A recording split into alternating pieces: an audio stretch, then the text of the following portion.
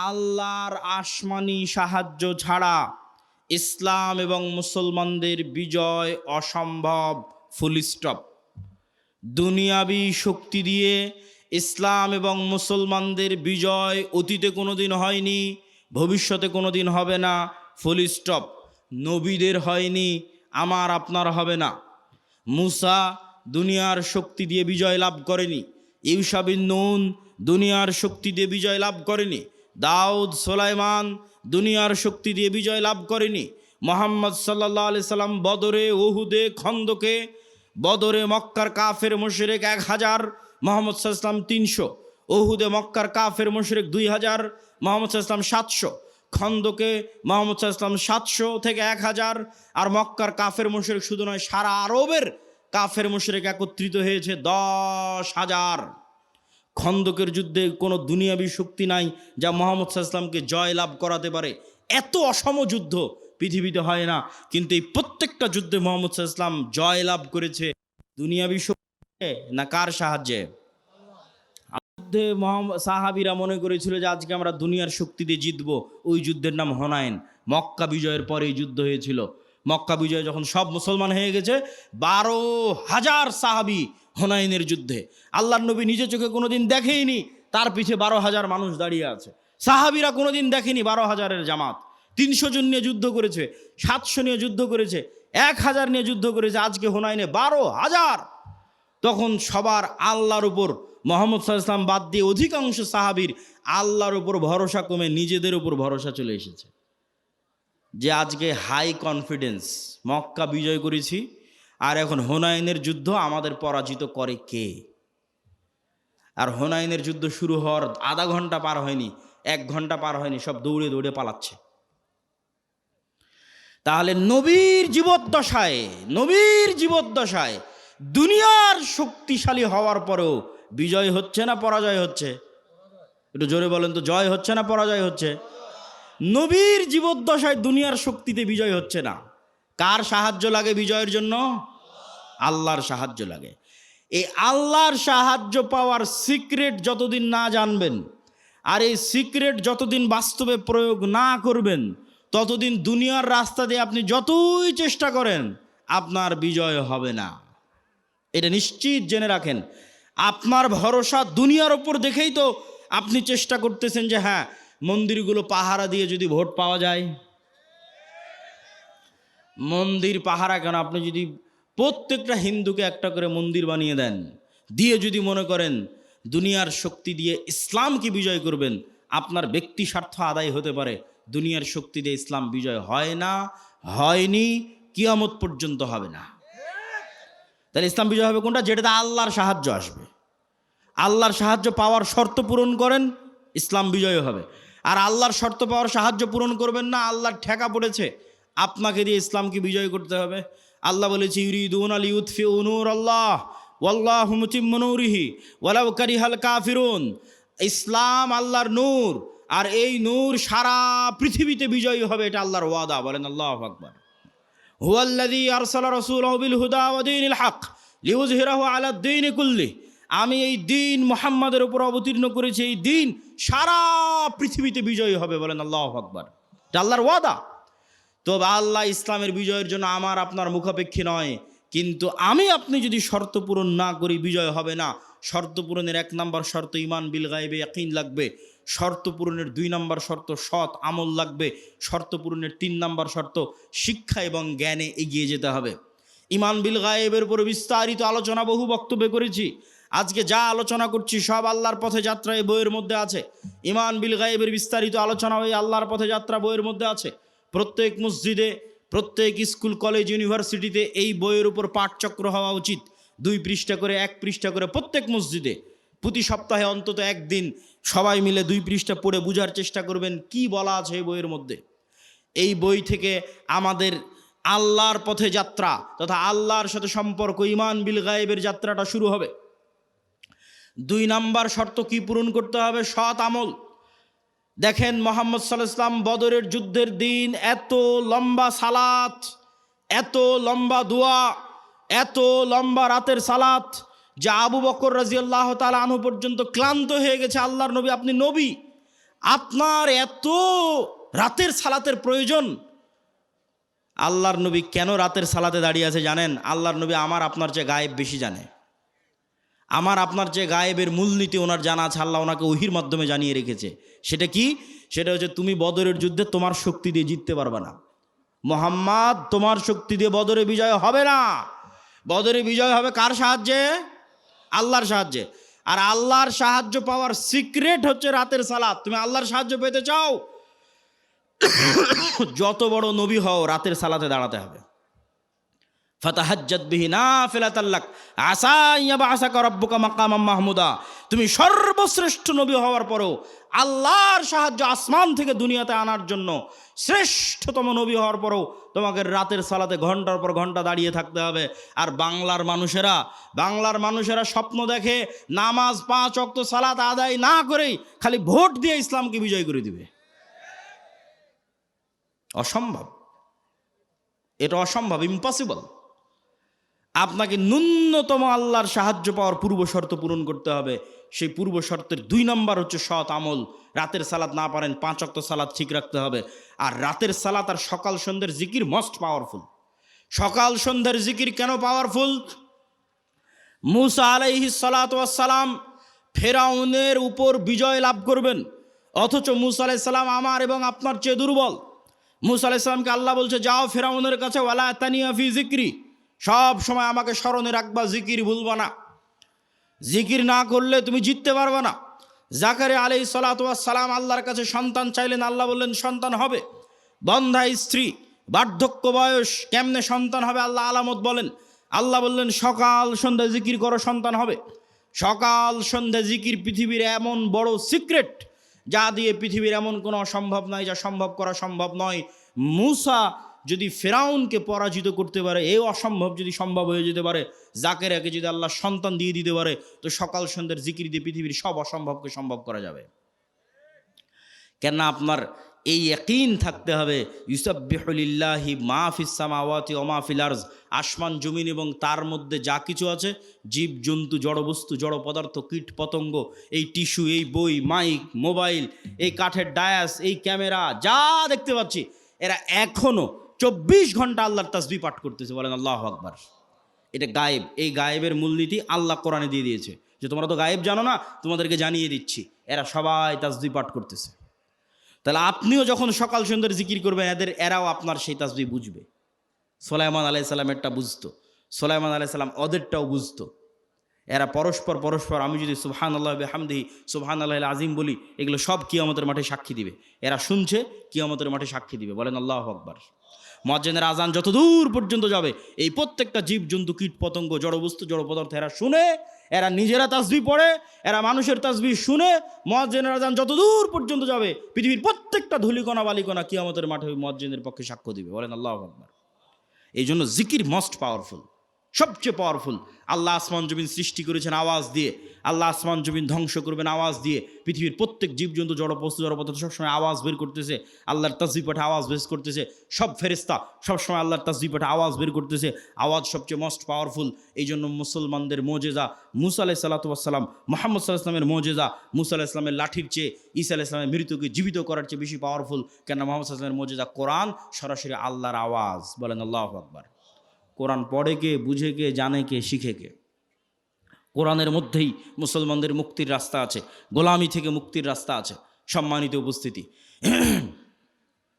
আমরা বক্তব্য দীর্ঘায়িত করব না, রাত গভীর করার পূর্বেই বক্তব্য শেষ করে দিব। তাহলে আমরা আমাদের পূর্ব শর্ত, যা গায়েবী মদদ পাবো, 1 নম্বর শর্ত ঈমান বিল গায়েবি ইয়াকিন থাকতে হবে। 2 নম্বর শর্ত সৎ আমল থাকতে হবে। সৎ আমলের 2টা আমল খুব পাওয়ারফুল, একটা রাতের সালাত, একটা সকাল সন্ধ্যের জিকির। সব অসম্ভবকে সম্ভব করা সম্ভব এই 2টা দিয়ে। 3 নম্বর হচ্ছে শিক্ষা এবং জ্ঞান। আল্লাহ পৃথিবী যেই মূলনীতির উপর তৈরি করেছে, এই মূলনীতি আল্লাহ ভাঙে না, খুব কম সময় ভাঙে। আগুনের মধ্যে যদি সবচেয়ে বড় পরহেজগার মানুষকে নিক্ষেপ করা হয়, আগুন জ্বালিয়ে দিবে। এইভাবে আগুনকে ডেভেলপ করা আছে। ইব্রাহিমের ক্ষেত্রে আল্লাহ রুল ব্রেক করেছে, সবার ক্ষেত্রে করবে না। ওই যে সূরা বুরুজের দেখেন, পুরো একটা জাতিকে আগুনে নিক্ষেপ করে দেওয়া হয়েছে, সবাইকে আগুন পুড়িয়ে দিয়েছে। সূরা বুরুজের ঘটনা, পুরো একটা জাতিকে ইমানের কারণে আগুনে নিক্ষেপ করা হয়েছে, সবাই আগুনে জ্বলে গেছে, পুড়ে গেছে, কিন্তু ইমান ত্যাগ করেনি। তাহলে এই যে মূলনীতির উপর আল্লাহ পৃথিবী সাজিয়েছে, এটা আল্লাহ সাধারণত ভাঙে না। আপনি মোবাইল যেই ফাংশন ব্যবহার করবেন ওই ফাংশন ইহুদিও ব্যবহার করলে একই সার্ভিস পাবে, মুসলমান ব্যবহার করলে একই সার্ভিস পাবে। তাহলে পৃথিবীর ফাংশন হচ্ছে, পৃথিবীকে এইভাবে ফাংশন করা আছে যে জ্ঞান অর্জন করবে ও নেতা হবে, যে জ্ঞান অর্জন করবে ও কী হবে? নেতা হওয়ার শর্ত কি বলেন তো, একটু জোরে বলেন তো, কি অর্জন করা? জ্ঞান অর্জন করা। দলিল আল্লাহ নিজেই সবার চেয়ে বড় জ্ঞানী। দলিল আদম আলাইহিস সালাম ফেরেশতা জিনের চেয়ে জ্ঞানী। দলিল আল্লাহ তালুতকে নেতা বানিয়েছে শুধু জ্ঞানের কারণে। আর কত অসংখ্য দলিল নেবেন তার হিসাব। আমরা বাংলাদেশের মুসলমানেরা যে গোলাম আছি তার সবচেয়ে বড় প্রমাণ হচ্ছে বাংলাদেশ নামক রাষ্ট্রের কাছে এখনো কোনো একটা বিল্ডিং ভেঙে যাওয়া, কোনো একটা বিল্ডিং পুড়ে যাওয়ায় বেশি মায়া কান্না, বেশি গুরুত্ব পায় ওসমান হাদিদের মতো মানুষের মৃত্যুর চেয়ে। শুধু তাই নয়, আমাদের দেশে একদল কালচারাল ফ্যাসিস্ট আছে যাদের কাছে কুকুরের মৃত্যু, কুকুরকে হত্যা করা বেশি বেদনাদায়ক, বেশি কষ্টদায়ক একজন সাধারণ মুসলমানের মৃত্যুর চেয়ে। পাশাপাশি ফিলিস্তিনের গাজা এবং আমাদের পার্শ্ববর্তী রোহিঙ্গা, তাদের অবস্থা দেখলে আপনারা বুঝবেন যে আমরা গোলামির জীবন যাপন করছি। এবং এই গোলামি ঠিক বানু ইসরাইলেরা যে ফেরাউনের গোলাম ছিল সেই গোলামি। এই জন্য আল্লাহ কোরআন অবতীর্ণ করলেন মুহাম্মদ সাল্লাল্লাহু আলাইহি ওয়াসাল্লামের উপর, আর কোরআন পরিপূর্ণ করলেন মুসার ফেরাউনের ঘটনা দিয়ে। কোরআন আসলো উম্মতে মুহাম্মাদির উপর আর পরিপূর্ণ হলো বানু ইসরাইলের ঘটনা দিয়ে। কেননা এই উম্মতে মুহাম্মাদি একদিন বানু ইসরাইলের ভাগ্য বরণ করবে। যা রাসূলুল্লাহ সাল্লাল্লাহু আলাইহি ওয়াসাল্লাম বলেছেন, এক জুতার পাট আর এক জুতার পাটের সাথে যেভাবে মিলে যায়, আমার উম্মত বানু ইসরাইলের সাথে সেভাবে মিলে যাবে। সম্মানিত উপস্থিতি, আমরা সেই বানু ইসরাইলের যুগ অতিক্রম করছি, উম্মতে মুহাম্মাদি হিসেবে গোলামির যুগ। আর মুসা আলাইহিস সালাতু ওয়াস সালাম যেই পদ্ধতিতে বানু ইসরাইলকে আজাদ করেছেন, স্বাধীন করেছেন, ওটাই রাস্তা উম্মতে মুহাম্মাদিকে মুক্ত করার, আজাদ করার, স্বাধীন করার। তো সেই রাস্তা আপনাদের সামনে তুলে ধরা আজকের বক্তব্যের বিষয়বস্তু। তবে বক্তব্যের শুরুতে আরেকটি জরুরি গুরুত্বপূর্ণ কথা। এই যে আল জামিয়া সালাফিয়ার বিবরণ শুনলেন, আপনারা রংপুর বিভাগের মানুষ, দিনাজপুরের মাটিতে এই যে বিশাল প্রতিষ্ঠান, বিশাল মসজিদ, ভবিষ্যতে একাডেমিক ভবন, আবাসিক ভবন, এগুলো যে গড়ে উঠতেছে, এগুলো শায়েখ আব্দুর রাজ্জাক বিন ইউসুফ বারবার আপনাদের বক্তব্যে বলেছে যে বিদেশি কোনো এনজিওর টাকায়, বিদেশি কোনো যে সংস্থা বা বিদেশি কারো এরকম কোনো টাকায় নয়, বরং আপনাদের মতো সাধারণ জনগণ, আমাদের দেশেরই যারা প্রবাসে থাকে তাদের টাকায়। তো দানের কথা বললে অনেক সময় মানুষ জিনিসটাকে নেগেটিভ নেয় যে আসলে দান কেন। এই জন্য 2-5 মিনিট দানের একটু কারণ শোনেন যে দান কেন। আল্লাহ সুবহানাহু তাআলার মূলনীতি অনুযায়ী পৃথিবীতেও যদি মানুষ বিপদে পড়ে টাকা দিয়ে বাঁচার চেষ্টা করে, কেস, কোর্ট কাচারি, মামলা মোকদ্দমা, মেডিকেল, এই যে ওসমান হাদিকে নিয়ে যাবে সিঙ্গাপুর, হেলিকপ্টার ভাড়া 50 লক্ষ টাকা।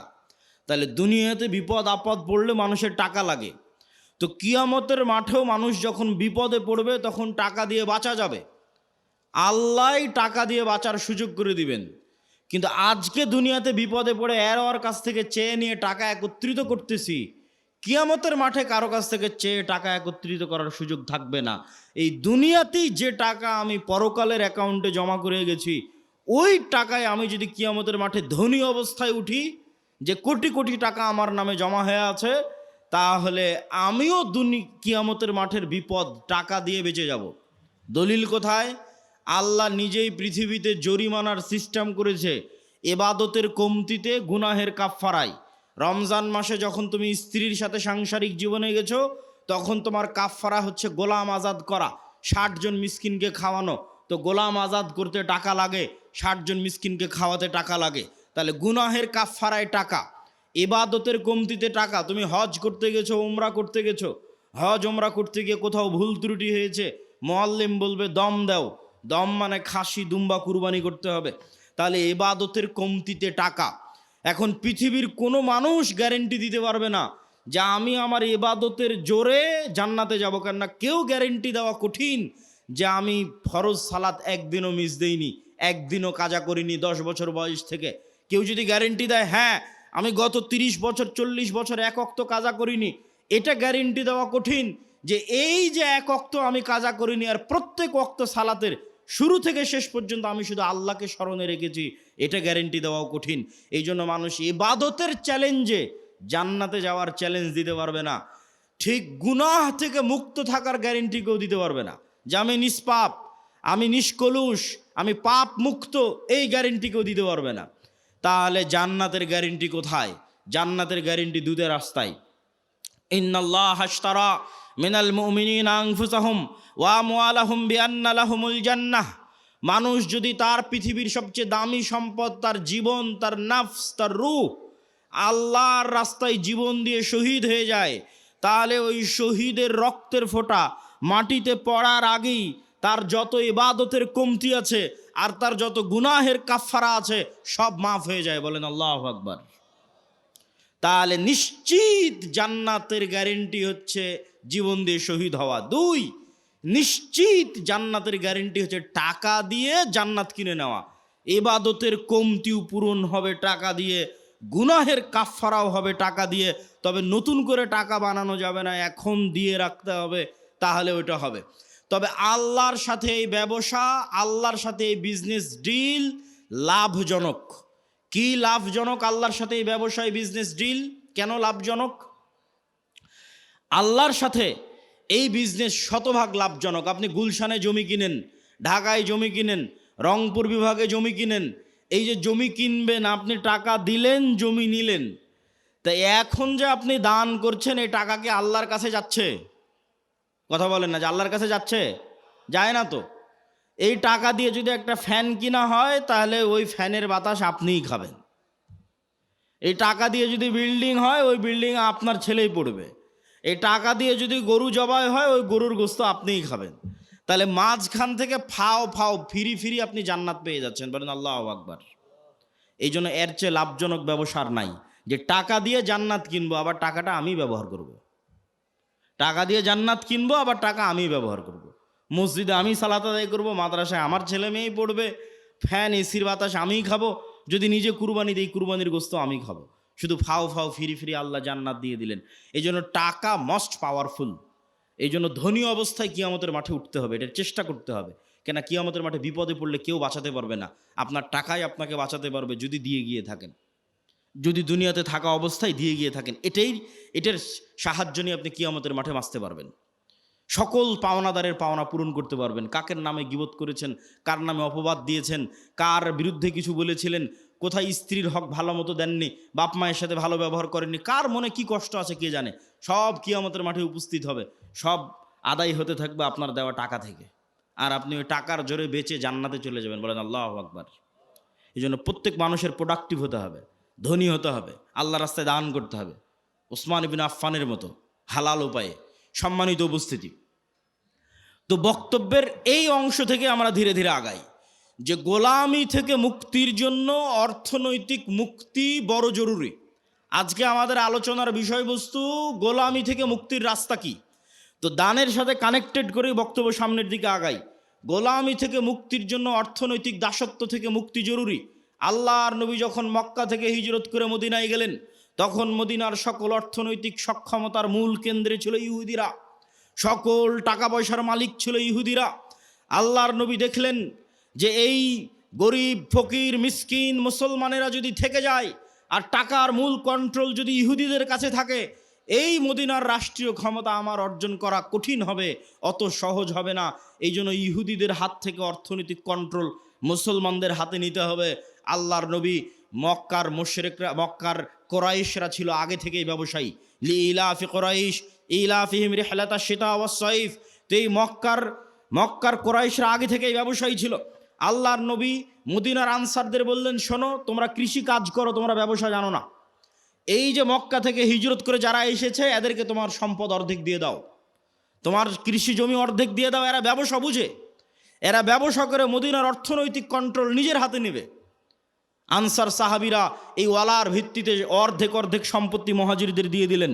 খালি হাতে আসা ওসমান, খালি হাতে আসা আব্দুর রহমান বিন আউফ, খালি হাতে আসা জুবাইর ইবনুল আওয়াম, এরা 5 বছর 10 বছরের মধ্যে মাল্টি মিলিয়নার কোটি কোটি টাকার মালিক হয়ে গেল। আল্লাহর নবীর হাতে মদিনার অর্থনৈতিক কন্ট্রোল ফেরত আসতে লাগলো। মসজিদে নববীর সামনের কুয়ার মালিক ইহুদি। যদি মুসলমান ওই কুয়ায় পানি খেতে চায়, ইহুদির কাছে নত হয়ে অনুমতি নিয়ে পানি খেতে হবে। এটাই দাসত্ব। অর্থনৈতিক মুক্তি লাগবে দাসত্ব থেকে মুক্তির জন্য। আল্লাহর নবী বললেন, কে কিনে দিবে এই কুয়া? মুসলমানদের কুয়া লাগবে, ইহুদির কাছে নত হয়ে কুয়ার পানি চাওয়া যাবে না। যে কুয়া কিনে দেবে তার জন্য জান্নাত। ওসমান বিন আফফান বললেন, আমি কুয়া কিনে দেব। বলেন আল্লাহু আকবার। তাহলে অর্থনৈতিক মুক্তি লাগবে। মুসলমানেরা যেন অর্থনৈতিক মুক্তি না পায়, দাসত্বের জিঞ্জিরে যেন আবদ্ধ থাকে, এই জন্য ইহুদিদের তৈরি করা, পাশ্চাত্যের তৈরি করা সবচেয়ে বড় অস্ত্রের নাম হচ্ছে সুদ। সবচেয়ে বড় অস্ত্রের নাম সুদ। আল্লাহ দিয়েছেন কর্জে হাসানা, আর ইহুদি খ্রিস্টান, IMF, ওয়ার্ল্ড ব্যাংক, পাশ্চাত্য বিশ্ব দিয়েছে সুদ। আর সুদ হচ্ছে মানুষকে গোলাম বানায়। আপনি হিস্ট্রি স্টাডি করে দেখেন, ফেরাউন বানু ইসরাইলদের কি দিয়ে গোলাম বানাতো, আশ্চর্য হবেন। ফেরাউন বানু ইসরাইলদের যেই পদ্ধতি দিয়ে গোলাম বানাতো, তার একটা পদ্ধতি সুদি লেনদেন, সুদের কর্জ। আর সুদের কর্জের মিনিস্টার ছিল কারুন। এই জন্য আপনারা কারুনের নাম শুনেছেন। ফেরাউনের একটা বড় মন্ত্রীর নাম হচ্ছে কারুন, যার কাছ থেকে সুদের অর্থ লেনদেন করতো বানু ইসরাইলেরা। সব সুদের ঋণী ছিল, এই জন্য সব গোলাম ছিল। তাহলে বানু ইসরাইলকে গোলাম বানানোর একটা স্ট্র্যাটেজি ছিল সুদ। আজকের মুসলিম উম্মাহকে গোলাম বানানোর একটা স্ট্র্যাটেজি হচ্ছে সুদ। পুরো দেশ গোলাম সুদের ঋণের কারণে। পুরো একটা মুসলমানদের বলে পারমাণবিক শক্তির অধিকারী পাকিস্তান, এই পুরো একটা রাষ্ট্র গোলাম শুধু এই সুদি ঋণের কারণে। ওই যে বাপ দাদার কাছ থেকে, প্রভুর কাছ থেকে সুদ নিয়ে রেখেছে, ওদের পারমিশন ছাড়া ওই পারমাণবিক অস্ত্রে চাপও দিতে পারবে না। ফাও, কোনো কাজ নাই। তাহলে মুক্তির জন্য অর্থনৈতিক মুক্তি খুবই জরুরি। আর এই অর্থনৈতিক মুক্তির জন্য সুদের আযাব থেকে মুক্তি জরুরি। সুদ কেন গোলাম বানায়? রাসূলুল্লাহ সাল্লাল্লাহু আলাইহি ওয়াসাল্লাম তার বহু দোয়ায় বলেছেন, আল্লাহুম্মা ইন্নী আউযুকা মিনাল মা'সামি ওয়াল মাগরাম। হে আল্লাহ, গুনাহ থেকে বাঁচতে চাই, ঋণ থেকে বাঁচতে চাই। আল্লাহর নবী বহু দোয়ায় বলেছেন, হে আল্লাহ, যালঈদ-দাইনি ওয়া গালাবাতির রিজাল, ঋণের বোঝা থেকে বাঁচতে চাই, মানুষের আধিপত্য থেকে বাঁচতে চাই। আল্লাহর নবীকে সাহাবীরা জিজ্ঞেস করলেন, হে আল্লাহর নবী, কেন আপনি ঋণের বোঝা থেকে বাঁচার জন্য এত দোয়া করেন? রাসূল সাল্লাল্লাহু আলাইহি ওয়াসাল্লাম বললেন, মানুষ যখন ঋণ নেওয়া শুরু করে তখন মানুষ মিথ্যা বলা শুরু করে, আর যখন মিথ্যা বলা শুরু করে তখন সে আর নেতা হতে পারে না, সে গোলাম। তাহলে আমাদের মা বোন যতজন কিস্তিতে লোন নিয়ে রেখেছে, এরা সবাই মিথ্যার প্র্যাকটিস করে।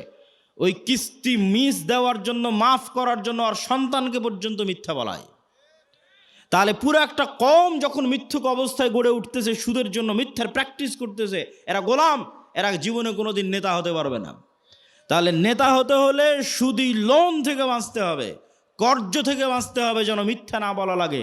মিথ্যা বলা থেকে বাঁচতে হবে, না হলে নেতা হতে পারবেন না।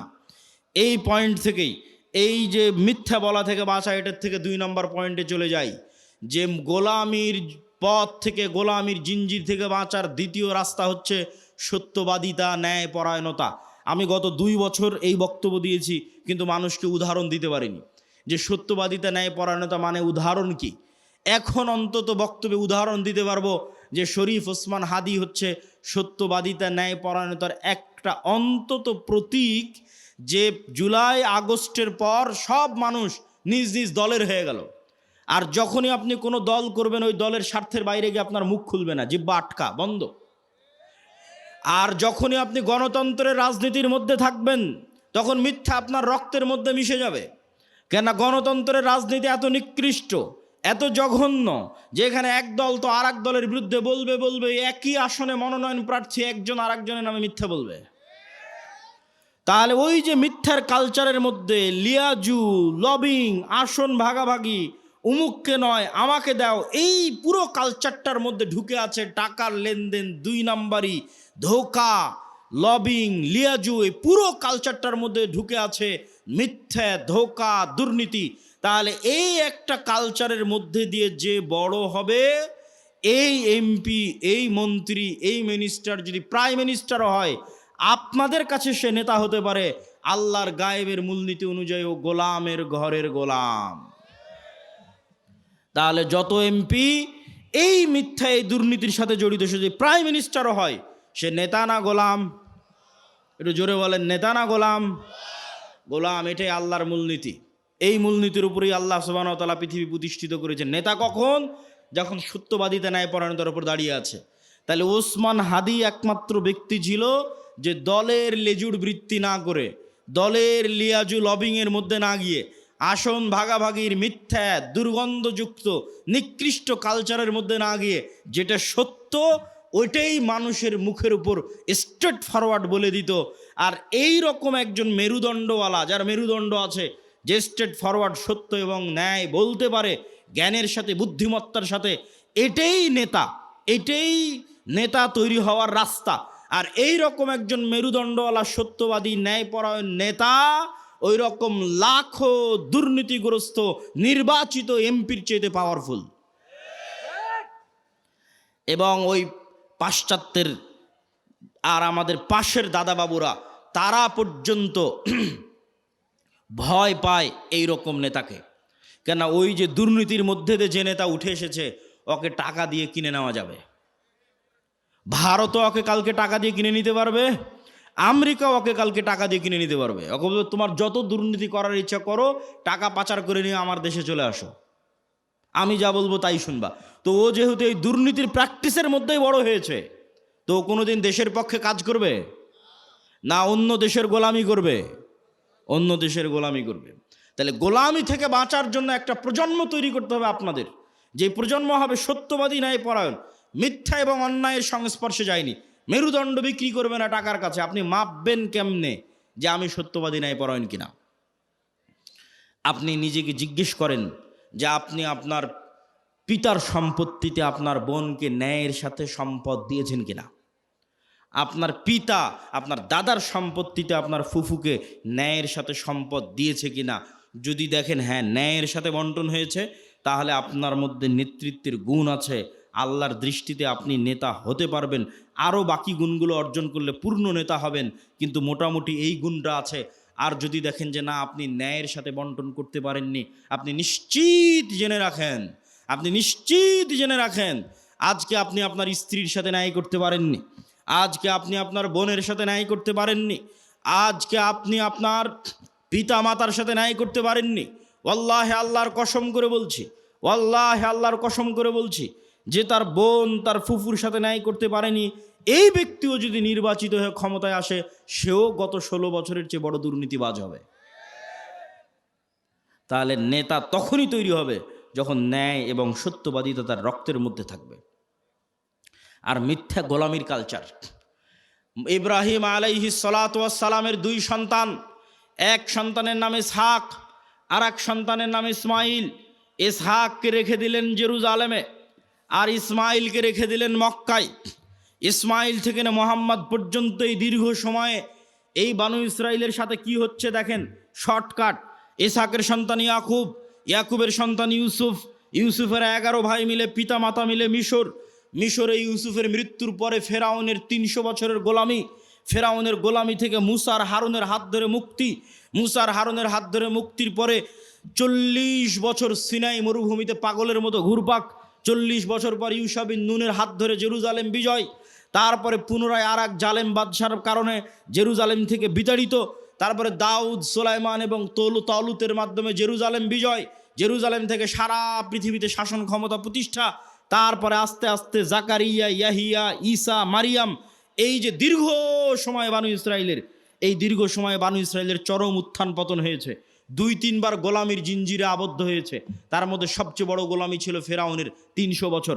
এই গোলামির জিঞ্জিরে আবদ্ধ হওয়ার কারণে এরা নবীর সন্তান হওয়ার পরও, ইব্রাহিমের সন্তান হওয়ার পরও, ইসহাকের সন্তান হওয়ার পরও এরা মিথ্যা বলা, ধোকা দেওয়া, 2 নম্বরই রাস্তা শিখে নিয়েছিল। এই জন্য আল্লাহ বলল, শনিবারের দিন তোমরা মাছ ধরবা না। দাউদ কোরআন পড়ে, মাছেরা কোরআন শুনতে আসে, জাবুর শুনতে আসে। এরা করলো কি, শনিবারের দিন মাছগুলো আটকে রেখে দিল, রবিবারের দিন ধরলো। কি পরিমাণ ধোকাবাজ! অথচ এরা নবীর সন্তান, ইব্রাহিমের সন্তান, এই সিলসিলার সন্তান। আর এইদিকে এই যে ইসমাইল থেকে মোহাম্মদ পর্যন্ত এই লম্বা সময়, সেম টাইম, এই লম্বা সময়ে মক্কায় কোনো নদী নাই, মক্কায় কোনো ফল ফসল উৎপাদন হয় না, মক্কা কোনো বড় ব্যবসায়িক কেন্দ্র নয়, মক্কা কোনো বড় রাজনৈতিক কেন্দ্র নয়। ফলত বিশ্বের কোনো পরাশক্তি, না রোমান না পারস্য, কেউ মক্কা দখল করেনি। মক্কা দখল করে কেউ কোনোদিন ইসমাইলের সন্তানদের গোলাম বানায়নি।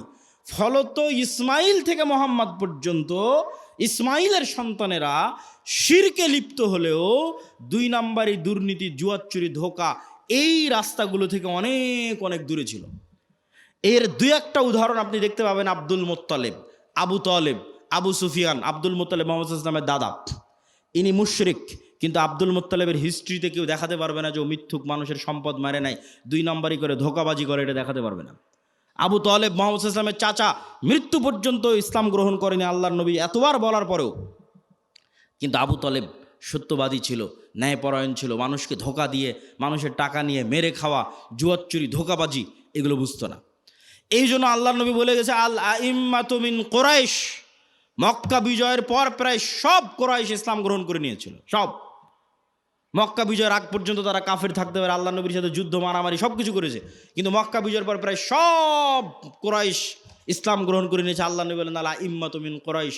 আমার উম্মতে যতদিন নেতা হবে, খলিফা হবে, কুরাইশ বংশ থেকে হবে, ইসমাইলের সন্তান থেকে হবে। আবু বকর কুরাইশ বংশের, ওমর কুরাইশ বংশের, ওসমান কুরাইশ বংশের, আলী কুরাইশ বংশের, সব ইব্রাহিমের সন্তান, ইসমাইলের সন্তান। সম্মানিত উপস্থিতি, কি বুঝালাম এটার থেকে? গোলামি মে বদল জাতি হে কওমো কা জমির। গোলামি করলে জাতির চরিত্র চেঞ্জ হয়ে যায়। আমরা যে 190 বছর ব্রিটিশের গোলামি করেছি এবং আমাদের স্বভাব চরিত্র চেঞ্জ হয়ে গেছে, তার একটা আলামত আমি নিজে ইউরোপ সফর করতে গিয়ে পেয়েছি। চাক্ষুষ একটা আলামত বলি। আমি মনে করতাম সারা পৃথিবী ইংরেজি ভাষা দিয়ে চলে। আমাকে যেহেতু কেউ কোনোদিন এই ভুলটা ভেঙে দেয়নি, আমি যেহেতু নিজে প্র্যাকটিক্যালি আমার এই ভুল ধরা পড়েছে, ফলত আমার রিয়েলাইজেশন অনেক গভীর। তো আমি মনে করতাম সারা পৃথিবী ইংরেজি দিয়ে চলে। ইংল্যান্ডেও থাকলাম প্রায় 1 বছর। এই ইংল্যান্ডে থাকা অবস্থায় যখন ফ্রান্স গেলাম, স্পেন গেলাম, ইতালি গেলাম, স্পেনের যখন কর্ডোভা, গ্রানাডায় যাওয়ার জন্য যে বিমানবন্দরে নামলাম, ওই বিমানবন্দরে নেমে এক্সিট লেখাটা আমি ইংরেজিতে খুঁজে পাচ্ছিলাম না। ইংরেজি ভাষার এত অনুপস্থিতি যে বাহিরে যে বের হব, কোন রাস্তা দিয়ে বের হব, কোথায় এক্সিট, কিছু খুঁজে পায় না। সব স্প্যানিশ ল্যাঙ্গুয়েজ। যারা এয়ারপোর্টে দায়িত্ব পালন করছে, ওদের সাথে গিয়ে যে ইংরেজিতে কথা বলবো, ওরাও ইংরেজি বোঝে না। আরে অন্তত এয়ারপোর্টে দায়িত্বশীল তো ইংরেজি বুঝবে। এত উন্নত রাষ্ট্র স্পেন, এত উন্নত রাষ্ট্র ফ্রান্স, এত উন্নত রাষ্ট্র ইতালি, ইংরেজি জানে না। আমার তো মাথায় ঘুরে গেল, কেন ইংরেজি জানে না? তখন আমি রিয়ালাইজ করলাম, আমার মদিনা ইসলামী বিশ্ববিদ্যালয়ের বন্ধু, বাড়ি আফ্রিকা, ও বলতো আর ভাষা ফরাসি। আমি তখন এটা না অত গভীর চিন্তা করিনি নিজের ভাষা ফরাসি কেন। ফ্রান্সে যখন গেলাম দেখি ফ্রান্সে সব আফ্রিকান মুসলমান। ফ্রান্সে ভারত পাকিস্তানের মুসলমান কম, আফ্রিকার মুসলমান বেশি। ইংল্যান্ডে আবার ভারত পাকিস্তানের মুসলমান বেশি, আফ্রিকার মুসলমান কম। তখন সব রহস্য ভেদ হয়ে গেল যে ওর ভাষা কেন ফরাসি আর আমার কাছে কেন ইংরেজির এত গুরুত্ব, জন্মগত কেমনে অটোমেটিক। সবাই আমাদের দেশের মানুষ জানে যে ইংরেজি অনেক গুরুত্বপূর্ণ ভাষা, অথচ ইউরোপের অধিকাংশ দেশ ইংরেজির কোনো ভ্যালুই নাই, দামই নাই। ওরা এতটা অহংকারী, ফ্রান্স, ইতালি, স্পেন, জার্মান এতটা অহংকারী, ওরা ইংরেজি শিখবেই না।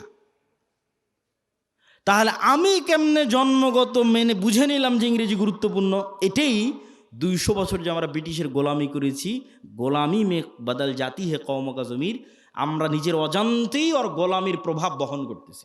আমি আব্দুল্লাহ নিজের অজান্তেই, আমার পূর্বপুরুষ 190 বছর ব্রিটিশের গোলাম ছিল, তার প্রভাব আমি আমার অজান্তে বহন করতেছি। আর আমার ওই বন্ধু যে আফ্রিকায় বাড়ি, ও ওর অজান্তে ইউরোপীয় উপনিবেশের গোলামির চিহ্ন বহন করতেছে। ঠিক এই যে আপনি দেখতেছেন মুসলমানেরা মারামারি, কাটাকাটি, এই যে গণতন্ত্রের কালচার টিকিয়ে রাখা আছে, যেন এখানে আর সুদের কালচার টিকিয়ে রাখা আছে, যেন একটা মুসলমান নেতা সত্যবাদী, ন্যায়পরায়ণ বের হয়ে আসতে না পারে, সব যেন মিথ্যুক আর দুর্নীতিবাজ বের হয়। এই জন্যই গণতন্ত্র দিয়ে রাখা আছে, এই জন্যই সুদী ব্যবস্থা দিয়ে রাখা আছে। কেননা এই কালচারের মধ্যে থাকলেও মিথ্যুক দুর্নীতিবাজ হবে। আর 190 বছর ব্রিটিশের গোলামিতে ওটাই শিখেছে। কেননা গোলাম তো একটা রুটির জন্য মারামারি করে, গোলাম একটা রুটির জন্য আরেকজনকে হত্যা করে দিতে পারে। তাহলে এই যে গোলামির কালচার, এই গোলামির কালচার যতক্ষণ আপনি না ভাঙবেন, যেটা আমরা বহন করছি আমাদের অজান্তে ব্রিটিশদের গোলামির কারণে, যেমনটা বানু ইসরাইলরা ফেরাউনের গোলামি থেকে শিখেছিল, এই কালচার আমাদের ভাঙতে হবে। এই কালচার যতক্ষণ না ভাঙতে পারবেন, নেতা হতে পারবেন না। সত্যবাদী ন্যায়পরায়ণ হন, ইসমান হাদির মতো অটোমেটিক নেতা হয়ে যাবেন। আর এই গণতন্ত্রের কালচারে এইরকম সত্যবাদী ন্যায়পরায়ণ নেতা সহ্য করার মতো ক্ষমতা এই আধিপত্যবাদী দখলদারি শক্তির নাই, ফলত গুলি করে উড়িয়ে দিবে। সম্মানিত উপস্থিতি, পয়েন্ট নাম্বার 3, আমাদের 1 নাম্বার পয়েন্ট ছিল অর্থনৈতিক মুক্তি লাগবে গোলামি থেকে মুক্তির জন্য। 2 নাম্বার পয়েন্ট ছিল সত্যবাদী ন্যায়পরায়ণ হতে হবে। পয়েন্ট নাম্বার 3, ইমান বিল গায়েব এবং গায়েবী মদদ। একটা মূলনীতি আজকে এখান থেকে মুখস্থ করে যান, আল্লাহর আসমানি সাহায্য ছাড়া ইসলাম এবং মুসলমানদের বিজয় অসম্ভব, ফুল স্টপ। দুনিয়াবি শক্তি দিয়ে ইসলাম এবং মুসলমানদের বিজয় অতীতে কোনোদিন হয়নি, ভবিষ্যতে কোনোদিন হবে না, ফুল স্টপ। নবীদের হয়নি, আমার আপনার হবে না। মুসা দুনিয়ার শক্তি দিয়ে বিজয় লাভ করেনি, ইউশা বিন নুন দুনিয়ার শক্তি দিয়ে বিজয় লাভ করেনি, দাউদ সুলাইমান দুনিয়ার শক্তি দিয়ে বিজয় লাভ করেনি। মুহাম্মদ সাল্লাল্লাহু আলাইহি সাল্লাম বদরে, উহুদে, খন্দকে, বদরে মক্কার কাফের মুশরিক 1000, মুহাম্মদ সাল্লাল্লাহু আলাইহি সাল্লাম 300, উহুদে মক্কার কাফের মুশরিক 2000, মুহাম্মদ সাল্লাল্লাহু আলাইহি সাল্লাম 700, খন্দকে মুহাম্মদ সাল্লাল্লাহু আলাইহি সাল্লাম 700 থেকে 1000। আর মক্কার কাফের মুশরিক শুধু নয়, সারা আরবের কাফের মুশরিক একত্রিত হয়েছে 10,000। খন্দকের যুদ্ধে কোনো দুনিয়াবী শক্তি নাই যা মুহাম্মদ সাল্লাল্লাহু আলাইহি সাল্লামকে জয় লাভ করাতে পারে। এত অসম যুদ্ধ পৃথিবীতে হয় না, কিন্তু এই প্রত্যেকটা যুদ্ধে মুহাম্মদ সাল্লাল্লাহু আলাইহি সাল্লাম জয় লাভ করেছে দুনিয়াবী শক্তি না কার সাহায্যে? যুদ্ধে সাহাবীরা মনে করেছিল যে আজকে আমরা দুনিয়ার শক্তি দিয়ে জিতবো। ওই যুদ্ধের নাম হুনাইন। মক্কা বিজয়ের পরে এই যুদ্ধ হয়েছিল। মক্কা বিজয় যখন সব মুসলমান হয়ে গেছে, 12,000 সাহাবী হুনাইনের যুদ্ধে। আল্লাহর নবী নিজে চোখে কোনোদিন দেখেইনি, তার পিছে 12,000 মানুষ দাঁড়িয়ে আছে। সাহাবীরা কোনোদিন দেখেনি 12,000-এর জামাত। 300 জন নিয়ে যুদ্ধ করেছে, 700 নিয়ে যুদ্ধ করেছে, 1000 নিয়ে যুদ্ধ করেছে, আজকে হুনাইনে 12,000। তখন সবার আল্লাহর উপর, মুহাম্মদ সাল্লাল্লাহু আলাইহি ওয়াসাল্লাম বাদ দিয়ে অধিকাংশ সাহাবীর আল্লাহর উপর ভরসা কমে নিজেদের উপর ভরসা চলে এসেছে।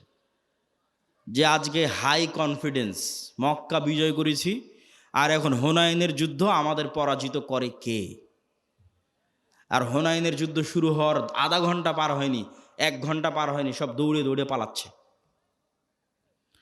তাহলে নবীর জীবদ্দশায় দুনিয়ার শক্তিশালী হওয়ার পরেও বিজয় হচ্ছে না পরাজয় হচ্ছে?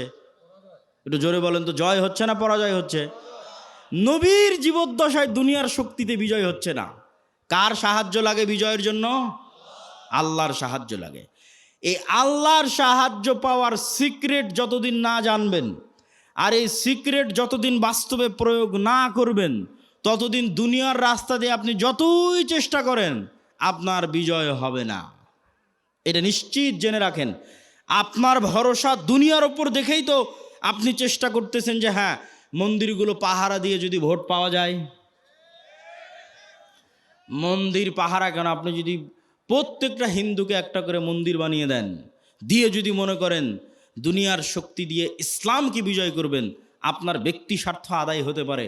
দুনিয়ার শক্তি দিয়ে ইসলাম বিজয় হয় না, হয়নি, কিয়ামত পর্যন্ত হবে না। তাহলে ইসলাম বিজয় হবে কোনটা? যেটাতে আল্লাহর সাহায্য আসবে। আল্লাহর সাহায্য পাওয়ার শর্ত পূরণ করেন, ইসলাম বিজয় হবে। আর আল্লাহর শর্ত পাওয়ার সাহায্য পূরণ করবেন না, আল্লাহর ঠেকা পড়েছে, আপনাকে দিয়ে ইসলামকে বিজয় করতে হবে। আল্লাহ বলেছে, ইউরিদুনা লিইউতফিউ নূরাল্লাহ ওয়াল্লাহু মুতিম্মু নূরিহি ওয়ালাউ কারিহাল কাফিরুন। ইসলাম আল্লাহর নূর, আর এই নূর সারা পৃথিবীতে বিজয়ী হবে, এটা আল্লাহর ওয়াদা। বলেন আল্লাহু আকবার। হুয়াল্লাযী আরসালা রাসূলাহু বিল হুদা ওয়া দীনিল হক লিইয়ুযহিরাহু আলাদ দীনি কুল্লিহি। আমি এই দিন মুহাম্মাদের উপর অবতীর্ণ করেছি, এই দিন সারা পৃথিবীতে বিজয়ী হবে। বলেন আল্লাহু আকবার।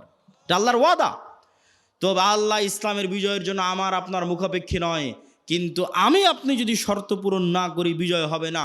শর্ত পূরণের 1 নম্বর শর্ত ঈমান বিল গায়বে ইয়াকিন লাগবে, শর্ত পূরণের 2 নম্বর শর্ত সৎ আমল লাগবে, শর্ত পূরণের 3 নম্বর শর্ত শিক্ষা এবং জ্ঞানে এগিয়ে যেতে হবে। ঈমান বিল গায়বের উপরে বিস্তারিত আলোচনা বহু বক্তব্যে করেছি। আজকে যা আলোচনা করছি সব আল্লাহর পথে যাত্রা এই বইয়ের মধ্যে আছে। ঈমান বিল গায়বের বিস্তারিত আলোচনা ওই আল্লাহর পথে যাত্রা বইয়ের মধ্যে আছে। প্রত্যেক মসজিদে, প্রত্যেক স্কুল কলেজ ইউনিভার্সিটিতে এই বইয়ের উপর পাঠচক্র হওয়া উচিত। 2 পৃষ্ঠা করে 1 পৃষ্ঠা করে প্রত্যেক মসজিদে প্রতি সপ্তাহে অন্তত একদিন সবাই মিলে 2 পৃষ্ঠা পড়ে বোঝার চেষ্টা করবেন কি বলা আছে এই বইয়ের মধ্যে। এই বই থেকে আমাদের আল্লাহর পথে যাত্রা তথা আল্লাহর সাথে সম্পর্ক ঈমান বিল গায়বের যাত্রাটা শুরু হবে। 2 নম্বর শর্ত কি পূরণ করতে হবে? সৎ আমল। দেখেন মুহাম্মদ সাল্লাল্লাহু আলাইহি ওয়াসাল্লাম বদরের যুদ্ধের দিন এত লম্বা সালাত, এত লম্বা দোয়া, এত লম্বা রাতের সালাত যা আবু বকর রাদিয়াল্লাহু তাআলা আনহু পর্যন্ত ক্লান্ত হয়ে গেছে। আল্লাহর নবী, আপনি নবী, আপনার এত রাতের সালাতের প্রয়োজন? আল্লাহর নবী কেন রাতের সালাতে দাঁড়িয়ে আছে জানেন? আল্লাহর নবী আমার আপনার চেয়ে গায়েব বেশি জানে। আমার আপনার চেয়ে গায়েবের মূলনীতি ওনার জানা আছে। আল্লাহ ওনাকে ওহির মাধ্যমে জানিয়ে রেখেছে। সেটা কি? সেটা হচ্ছে তুমি বদরের যুদ্ধে তোমার শক্তি দিয়ে জিততে পারবে না। মুহাম্মদ, তোমার শক্তি দিয়ে বদরে বিজয় হবে না। বদরে বিজয় হবে কার সাহায্যে? আল্লাহর সাহায্যে। আর আল্লাহর সাহায্য পাওয়ার সিক্রেট হচ্ছে রাতের সালাত। তুমি আল্লাহর সাহায্য পেতে চাও, যত বড় নবী হও রাতের সালাতে দাঁড়াতে হবে। ফাতাহাজ্জাত বিহি নাফিলাতাল লাক আসা ইয়াবআসাকা রাব্বুকা মাকামাম মাহমুদা। তুমি সর্বশ্রেষ্ঠ নবী হওয়ার পরেও আল্লাহর সাহায্য আসমান থেকে দুনিয়াতে আনার জন্য শ্রেষ্ঠতম নবী হওয়ার পরেও তোমাকে রাতের সালাতে ঘন্টার পর ঘন্টা দাঁড়িয়ে থাকতে হবে। আর বাংলার মানুষেরা স্বপ্ন দেখে নামাজ 5 ওয়াক্ত সালাত আদায় না করেই খালি ভোট দিয়ে ইসলামকে বিজয় করে দিবে। অসম্ভব, এটা অসম্ভব, ইম্পসিবল। আপনাকে ন্যূনতম আল্লাহর সাহায্য পাওয়ার পূর্ব শর্ত পূরণ করতে হবে। সেই পূর্ব শর্তের 2 নম্বর হচ্ছে সৎ আমল। রাতের সালাত না পারেন 5 ওয়াক্ত সালাত ঠিক রাখতে হবে। আর রাতের সালাত আর সকাল সন্ধ্যের জিকির মোস্ট পাওয়ারফুল। সকাল সন্ধ্যের জিকির কেন পাওয়ারফুল?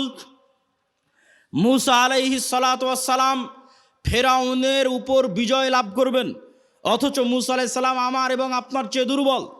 মুসা আলাইহিস সালামকে আল্লাহ বলছে, যাও ফেরাউনের কাছে, ওয়ালা তানিয়া ফি জিকরি, সব সময় আমাকে স্মরণে রাখবা, জিকির ভুলবা না। জিকির না করলে তুমি জিততে পারবে না। জাকারিয়া আলাইহিস সালাতু ওয়াস সালাম আল্লাহর কাছে সন্তান চাইলেন, আল্লাহ বললেন সন্তান হবে। বন্ধা স্ত্রী, বার্ধক্য বয়স, কেমনে সন্তান হবে? আল্লাহ আলামত বলেন। আল্লাহ বললেন সকাল সন্ধ্যা জিকির করো, সন্তান হবে। সকাল সন্ধ্যা জিকির পৃথিবীর এমন বড় সিক্রেট যা দিয়ে পৃথিবীর এমন কোনো অসম্ভব নাই, যা সম্ভব করা সম্ভব নয়। মুসা যদি ফেরাউনকে পরাজিত করতে পারে, এই অসম্ভব যদি সম্ভব হয়ে যেতে পারে, জাকেরিয়াকে যদি আল্লাহ সন্তান দিয়ে দিতে পারে, তো সকাল সন্ধ্যার জিকির দিয়ে পৃথিবীর সব অসম্ভবকে সম্ভব করা যাবে।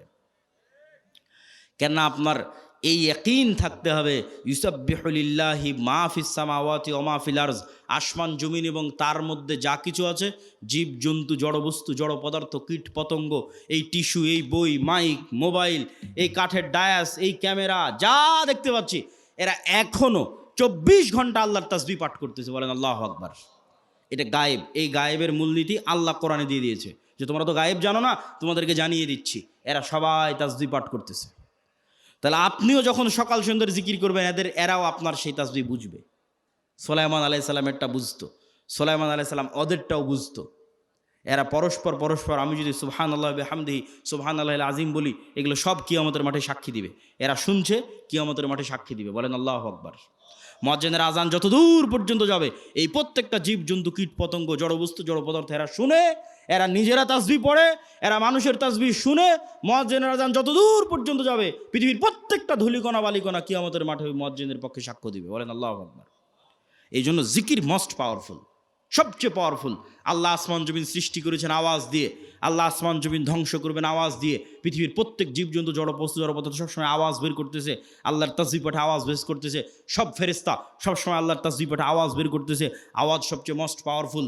এই জন্য মুসলমানদের মোজেজা মুসা আলাইহিস সালাতু ওয়াস সালাম, মুহাম্মদ সাল্লাল্লাহু আলাইহি ওয়াসাল্লামের মোজেজা মুসা আলাইহিস সালামের লাঠির চেয়ে, ঈসা আলাইহিস সালামের মৃত্যুকে জীবিত করার চেয়ে বেশি পাওয়ারফুল। কেন? মুহাম্মদ সাল্লাল্লাহু আলাইহি ওয়াসাল্লামের মোজেজা কোরআন, সরাসরি আল্লাহর আওয়াজ। বলেন আল্লাহু আকবার। কোরআন পড়ে কে, বুঝে কে, জানে কে, শিখে কে? কোরআনের মধ্যেই মুসলমানদের মুক্তির রাস্তা আছে, গোলামি থেকে মুক্তির রাস্তা আছে। সম্মানিত উপস্থিতি, আমরা বক্তব্য দীর্ঘায়িত করব না, রাত গভীর করার পূর্বেই বক্তব্য শেষ করে দিব। তাহলে আমরা আমাদের পূর্ব শর্ত, যা গায়েবী মদদ পাবো, 1 নম্বর শর্ত ঈমান বিল গায়েবি ইয়াকিন থাকতে হবে। 2 নম্বর শর্ত সৎ আমল থাকতে হবে। সৎ আমলের 2টা আমল খুব পাওয়ারফুল, একটা রাতের সালাত, একটা সকাল সন্ধ্যের জিকির। সব অসম্ভবকে সম্ভব করা সম্ভব এই 2টা দিয়ে। 3 নম্বর হচ্ছে শিক্ষা এবং জ্ঞান।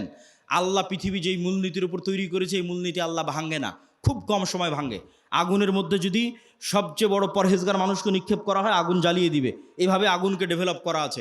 ইব্রাহিমের ক্ষেত্রে আল্লাহ রুল ব্রেক করেছে, সবার ক্ষেত্রে করবে না। ওই যে সূরা বুরুজের দেখেন, পুরো একটা জাতিকে আগুনে নিক্ষেপ করে দেওয়া হয়েছে, সবাইকে আগুন পুড়িয়ে দিয়েছে।